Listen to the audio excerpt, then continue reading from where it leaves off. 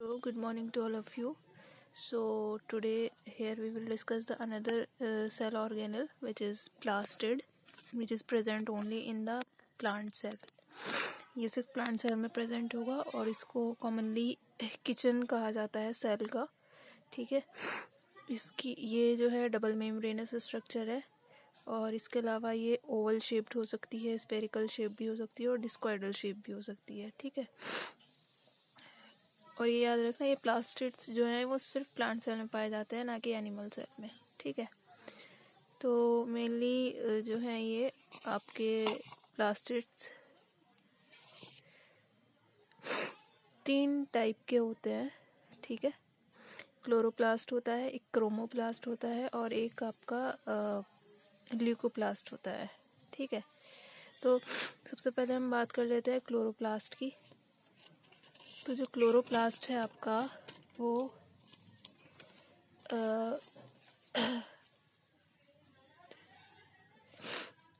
Chloroplast जो है आपका ये सिर्फ जो ग्रीन कलर के प्लांट्स होते हैं उन्हीं में ये प्रेजेंट होता है और इसके अंदर एक पिगमेंट होता है क्लोरोफिल, इसी वजह से इसका नाम क्लोरोप्लास्ट है. ठीक है. तो क्लोरोफिल होने की वजह से इसके अंदर फोटोसिंथेसिस की प्रोसेस होती है.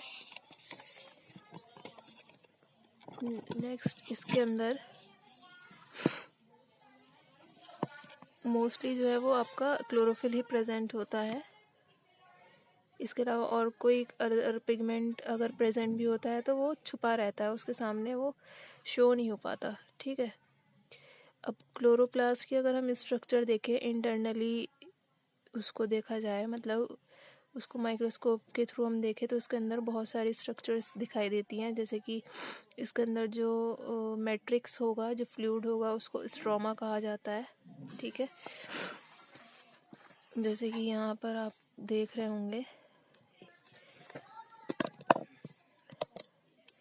ये यहाँ जो फ्लूइड प्रेजेंट होता है इसको स्ट्रोमा कहा जाता है. ठीक है.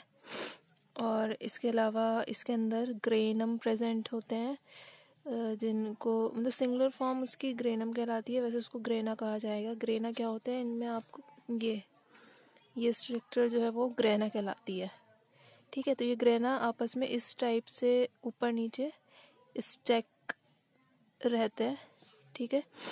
तो इस पूरी स्ट्रक्चर को कहा जाता है थाइलेकॉइड. ठीक. तो जैसे लिखा है ना, each granum consist of a stack of membrane bound sac which is called thylakoid. ये पूरा एक थाइलेकॉइड कहलाता है.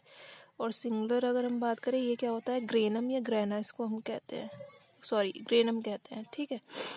इन्हीं ग्रेनम के अंदर क्लोरोफिल पिगमेंट होता है. ठीक है. जैसे कि इसमें, और ये डबल मेम्ब्रेनस स्ट्रक्चर है, तो आप देख सकते हैं इसकी आउटर मेम्ब्रेन हो गई, ये इसकी इनर मेम्ब्रेन है, और ये ग्रेनम हो गए. और इसके अलावा ये ग्रेनम आपस में जिस स्ट्रक्चर से जुड़े होते हैं, मतलब ये सारे थाइलेकॉइड, ये सारे बहुत सारे होते हैं. ठीक है. एक ही नहीं होता. तो ये आपस में जिन स्ट्रक्चर्स के थ्रू, जैसे ये स्ट्रक्चर है, ये दिखाई दे रही है, ये तो जिन स्ट्रक्चर से ये जुड़ते हैं उनको क्या कहा जाता है,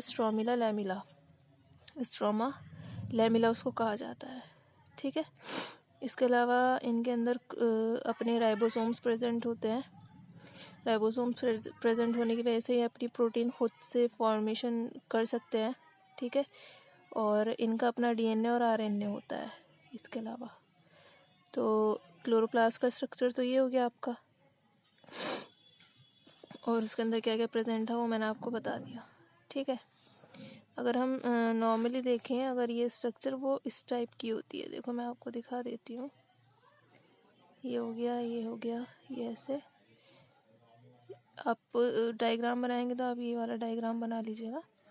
इस टाइप से ये ऐसे कनेक्टेड रहते हैं, तो ये स्ट्रोमा लैमिला कहलाती हैं. ये जिससे एक दूसरे से कनेक्ट होते हैं ना, ये स्ट्रोमा लैमिला कहलाएगी. ओके. नेक्स्ट जो स्ट्रक्चर है, और ये जो स्ट्रोमा होता है विच इज़ मैट्रिक्स, ये होमोजेनस मिक्सचर होता है. ठीक है. इसी के अंदर आपके फोटोसिंथेटिक एंजाइम्स और स्टार्च ग्रेन्स पड़े होते हैं। ओके, और ये जो ग्रेनम है इन्हीं के अंदर आपका क्लोरोफिल प्रेजेंट होता है। ये तो हो गई आपके क्लोरोप्लास्ट का स्ट्रक्चर। और अगर हम सिग्निफिकेंस की बात करें क्लोरोप्लास्ट की, क्या सिग्निफिकेंस है, क्योंकि इसके अंदर क्लोरोफिल पिगमेंट प्रेजेंट होता है तो इस वजह से इसके अंदर फोटोसिंथेसिस की प्रोसेस होती है, हेल्प्स इन द फोटोसिंथेसिस, और इसको किचन ऑफ द सेल भी कहा जाता है। ठीक है, नेक्स्ट आपका क्रोमोप्लास्ट।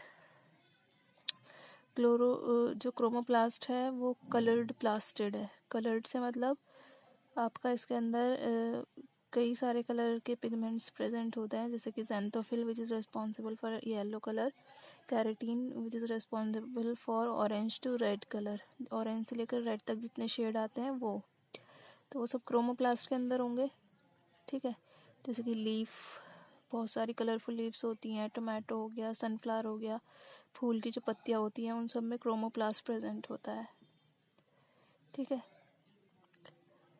तो ये आपके क्रोमोप्लास्ट की बात हो गई। जैसे कि मैं बताया था ना, जितने भी पिगमेंट्स होते हैं जो कलर्ड होंगे अदर देन ग्रीन, उनके नाम अलग अलग होते हैं। येलो के लिए ज़ैंथोफिल होता है पिगमेंट, और ऑरेंज टू रेड के लिए होता है कैरोटीन यू। ठीक है, नेक्स्ट हो गया आपका ल्यूकोप्लास्ट। ल्यूको मीन्स होता है कलरलेस। ठीक है, तो ये कलरलेस प्लास्टिड होते हैं जिनके अंदर कोई कलर प्रेजेंट नहीं होता। इनका वर्क होता है helps in storage of food like starch, oils, protein, इनके अंदर स्टोर हो जाते हैं ल्यूकोप्लास्ट में। ठीक है, तो ऐसे ल्यूकोप्लास्ट जिनके अंदर स्टार्च स्टोर रहता है वो अमाइलोप्लास्ट कहलाते हैं। ऐसे ल्यूकोप्लास्ट जिनके अंदर प्रोटीन स्टोर रहता है वो एलूरोन प्लास्ट कहलाते हैं, और जिनमें लिपिड होता है वो एलायूप्लास्ट कहलाते हैं।